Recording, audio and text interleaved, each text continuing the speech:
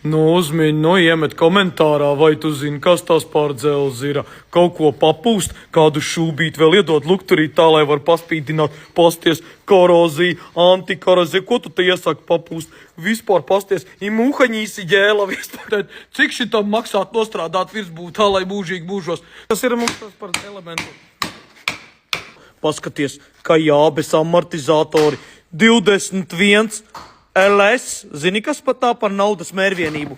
Kurš zina, iekomentē, ko nozīmē 29 LS? Redzi, nav eiro, jā, tie ir vēl tie saucamie. Iekomentē, ko nozīmē tā par naudas vērtību. To zinās tikai retais. Un pasties, kādi jauni, kā jābes stāvējuši, tik ilgi gaidījuši šo patiesības mirkli. Un re, kur arī viens, kas te kaut kas iekšā ir? Re, kur ir jauns nulīte. Cik tas maksāja? Arī 21 LS.